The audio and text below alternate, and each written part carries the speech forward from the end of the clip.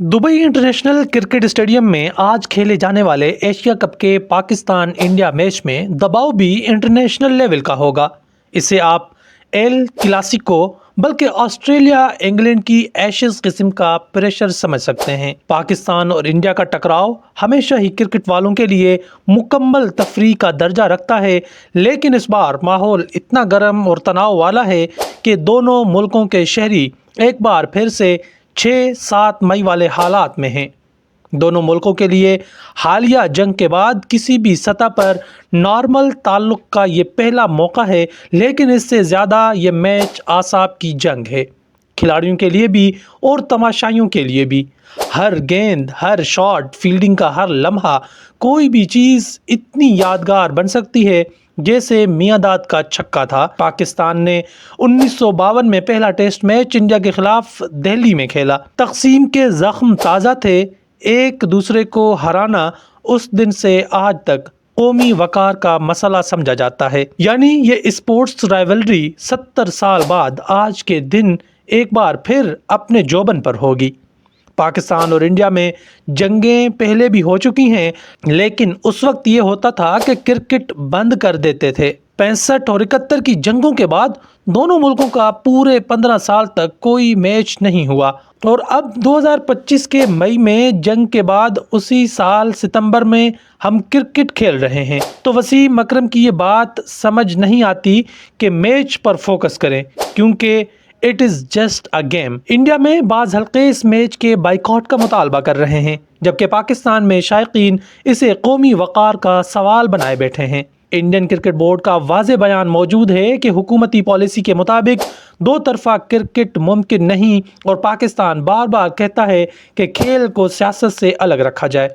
लेकिन हकीकत यह है कि पाकिस्तान इंडिया मैच जब कभी इत्तेफाक से हो जाए तो वो हमेशा शदीद सियासी दबाव का शिकार रहता है। कारगिल और मुंबई हमलों के बाद वैसे भी ये मौका कम ही आता है।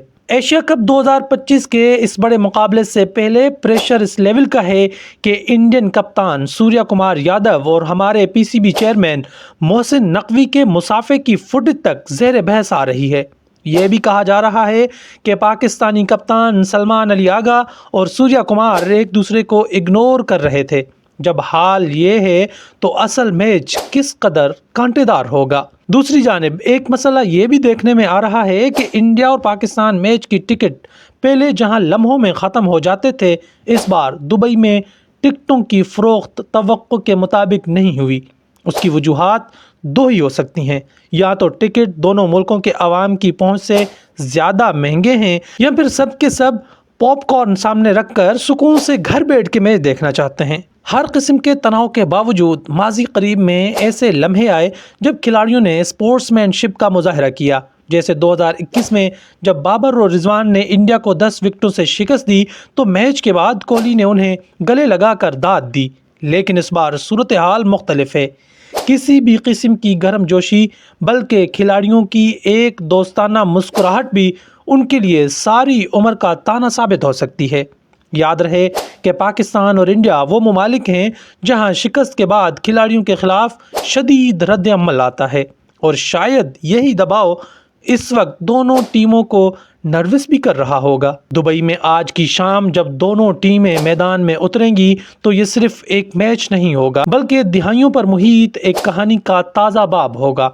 आज का मैच दुबई में खेला जाएगा, लेकिन इसकी गूंज दिल्ली, कराची, लाहौर और मुंबई की गलियों, बाज़ारों और घरों में सुनाई देगी। आखिरी सवाल ये है कि जीतेगा कौन? क्या यहाँ भी 6-0 टाइप का कोई चांस होगा? Bookies.com के मुताबिक इंडिया को इस वक्त 77%, जबकि पाकिस्तान को 23% फेवरेट करार दिया जा रहा है।